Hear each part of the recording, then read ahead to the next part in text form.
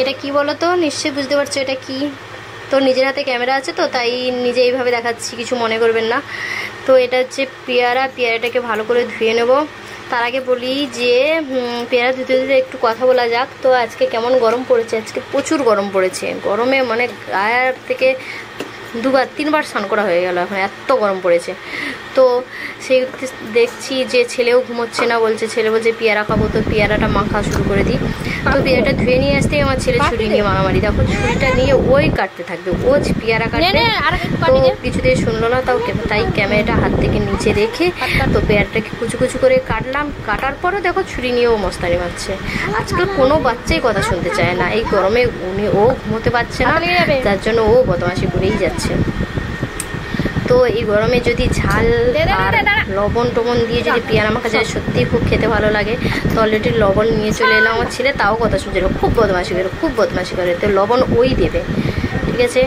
তো লবণ দেবো, এবারে লঙ্কা গুঁড়ো তো দিতেই হবে, দিলে তো তবে টেস্টটা আসবে, কিন্তু বাচ্চা খাবে তাই খুব অল্প করে লঙ্কা গুঁড়ো দেবো।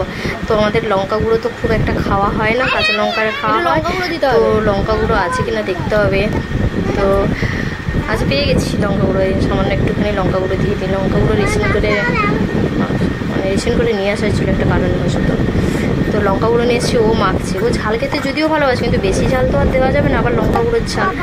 তো লঙ্কা গুঁড়ো দিয়ে মেখে জিভ দিয়ে, কার জিভ থেকে জল আসছে বলো, সে মেখেছে। তো মাখা মানে আমি লঙ্কা গুঁড়ো দিয়েছি, মেখেছে ও, কিন্তু আমাকে হাত দিতে দিচ্ছে না, ও খাবে। দেখো কীভাবে মাখছে, দেখো। হ্যাঁ খাও। আমি বলছি আমাকে একটা দে, কেমন লাগে খাই দেখি। তো কিছুতেই খেতেই দেবে না, এবার খাও, হাত দিতেই দিচ্ছে না। প্রচুর বদমাস। খেয়ে লাইক দেখা,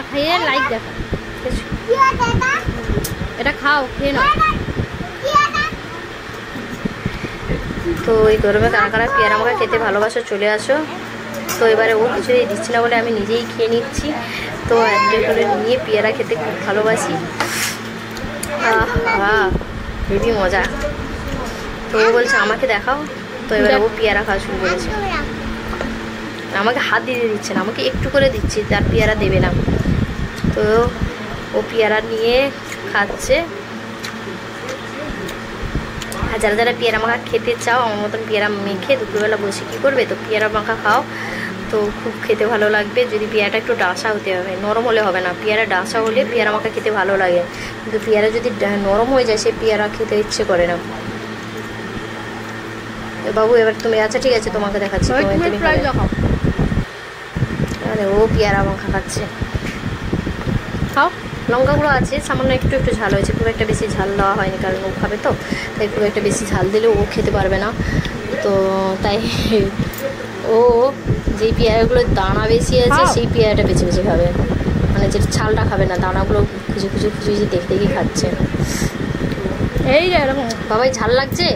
টেস্টি না, ঝাল লাগছে না, টেস্ট হয়েছে। ঠিক আছে। এটা আমার ওখানে স্টুডেন্ট বাচ্চা, মানে আমার বর পড়াচ্ছে, ওখানে স্টুডেন্টরা বসেই আছে। কি গরম পড়েছে, কুলার চলছে তাও ঘামিয়ে যাচ্ছি। তো ঠিক আছে বন্ধুরা, সবাই দেখো পেয়ারা মাখা খাও, বা কেমন লাগলো ভিডিওটা জানাও। তো আমি খুব একটা ভালো এডিট করতে জানি না, যতটুকু পারি যেটুকু পারি চেষ্টা করি যে কিছু করে। সারাদিন প্রচুর ব্যস্ত থাকি বাচ্চা নিয়ে, একটা করে বাচ্চা যাদের ঘরে আছে তাদের মানে চাকরির থেকেও বড় কাজ, জানো তো নিশ্চয়ই। এত বদমাশি করে, মানে জ্বালিয়ে মারবে না, আর রান্না করে একটু শান্তি, না ঘুমিয়ে শান্তি, না একটু খেয়ে শান্তি। তো খুব মানে বদমাশি তো করেই, ওর হাত পা দেখেই বোঝা যাচ্ছে, মানে ওর মুখ দেখে বোঝা যাচ্ছে ও কতটা বদমাশি করে। তো টাটা, বাই বাই, সবাই ভালো থেকো।